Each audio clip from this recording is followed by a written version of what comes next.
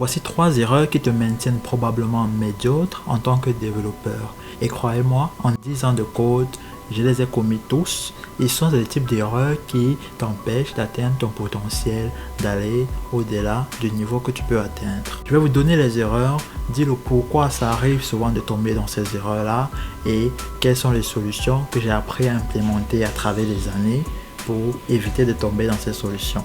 Problème, je vais dire. Let's get started.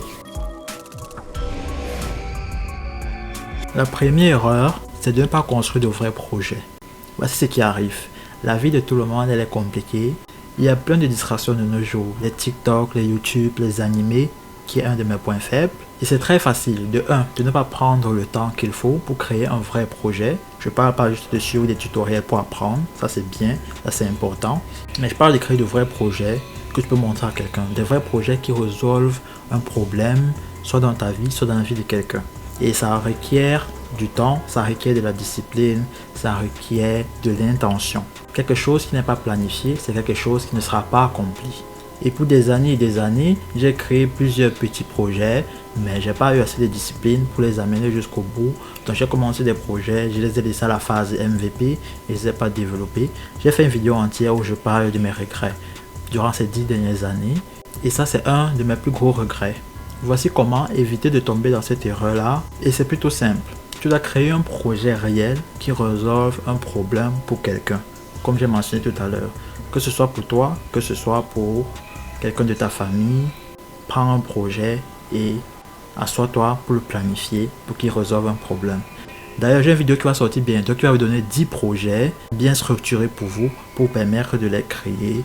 Ça, c'est ce genre de projet que vous pouvez faire. Il est meilleur sur votre portfolio.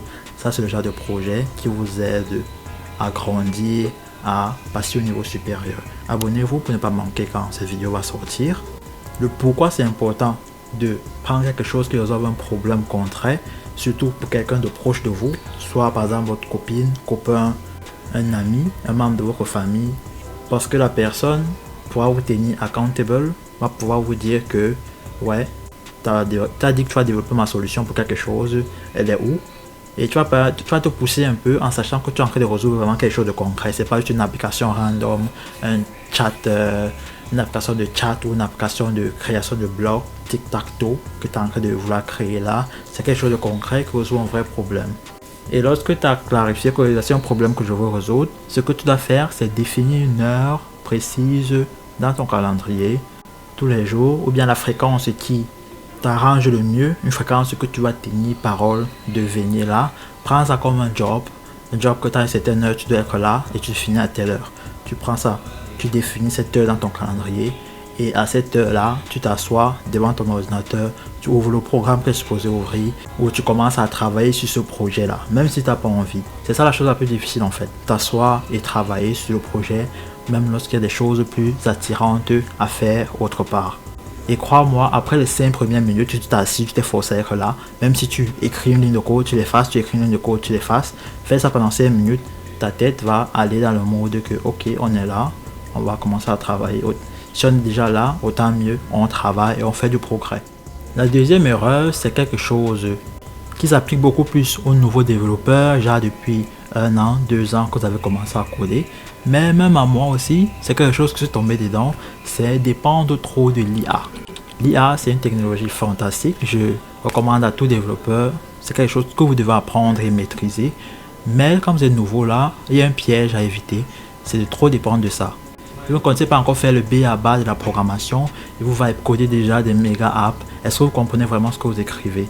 Est-ce que s'il y a une erreur, vous êtes capable d'aller dans le code et le résoudre? C'est vrai que ces IA deviennent de plus en plus puissants, sont capables de résoudre ces problèmes-là, mais le fait de comprendre la base de ces projets, la base de ces langages de programmation, de cette technologie que vous voulez utiliser, ça vous démarque de monsieur tout le monde qui utilise Lovable ou n'importe quel outil pour coder quelque chose en quelques secondes. Ça vous démarque de lui. Vous saurez mieux comment venir avec des solutions lorsque vous êtes coincé.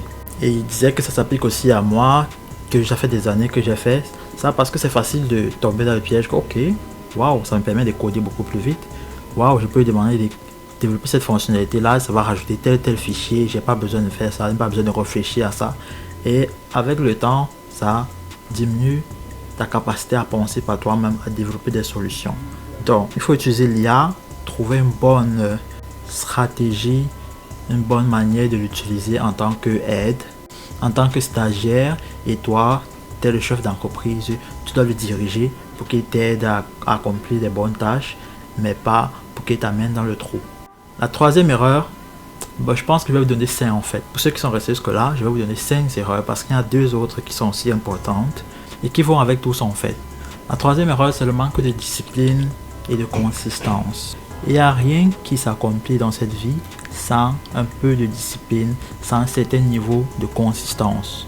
Moi, ça fait quelques années, j'étais super obèse, très gros, et pour perdre ce poids-là, pour avoir un shape, quelque chose qui est quand même acceptable, je continue à y travailler.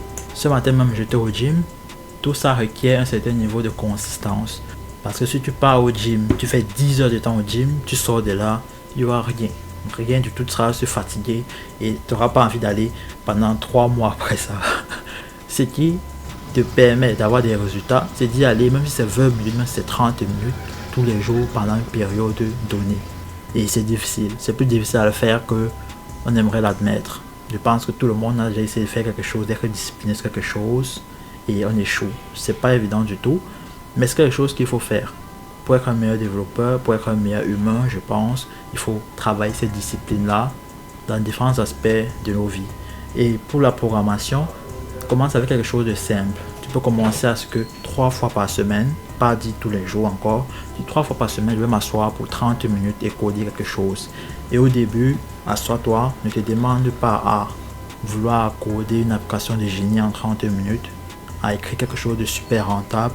Assois-toi juste, mets ton chronomètre, 30 minutes, 1 heure, peu importe le temps que tu as décidé, et tu n'as droit à rien faire d'autre à part ça. Donc, même si tu restes devant ton ordinateur et à la fin d'1 heure, tu n'as rien fait, tu n'as droit à rien faire d'autre à part ça. Ça, c'est ton heure pour coder.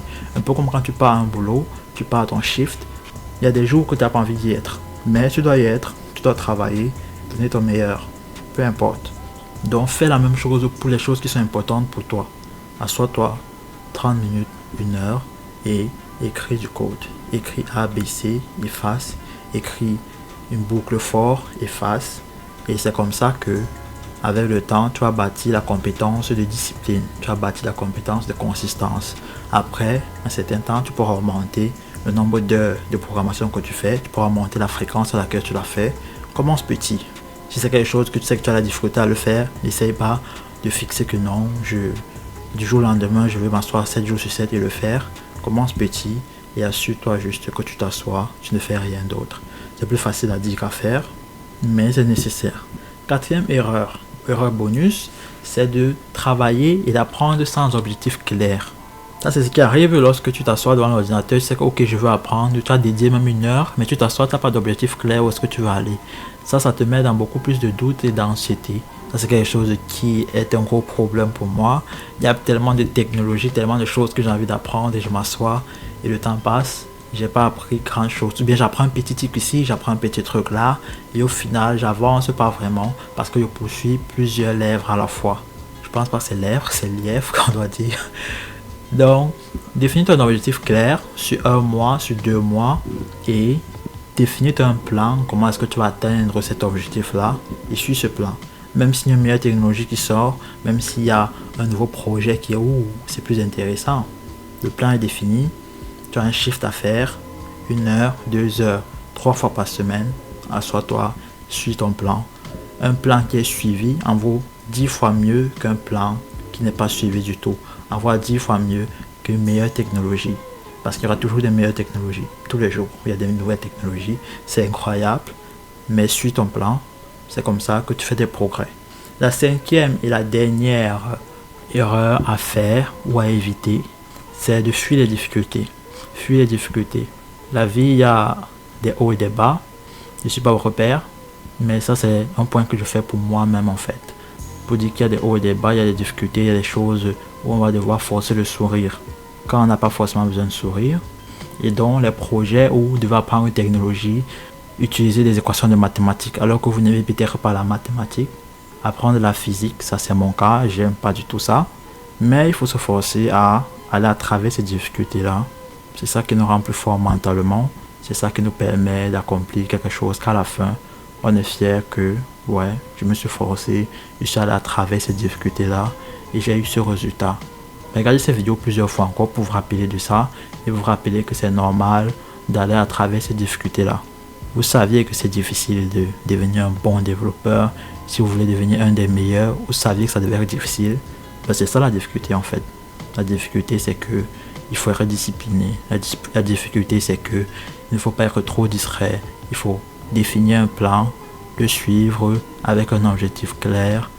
Et même si parfois, ou beaucoup du temps, on a des doutes, est-ce qu'on est en train d'apprendre la bonne chose, est-ce qu'on est en train d'être dévancé, tout ça, reste sur ton objectif, avance pas à pas, utilise l'IA pour t'aider à apprendre plus vite, regarde des tutoriels, regarde des vidéos des gens qui sont déjà passés par là, qui ont déjà fait ce que vous voulez apprendre, apprenez d'eux, utilisez l'IA pour ajouter à ça, pour rajouter des notions que peut-être qu'ils n'ont pas mentionnées dans leurs vidéos, dans leurs articles blog, etc. pour apprendre beaucoup plus vite. Mais ne fuyez pas la difficulté. Ça, c'est une vidéo que je fais pour moi-même en fait, pour me rappeler de toutes ces erreurs-là, afin de ne pas les recommettre encore et encore, parce que c'est comme ça qu'on n'avance pas. Je pense que j'ai beaucoup trop parlé. Prenez soin de vous. On se voit à la prochaine vidéo. Ciao.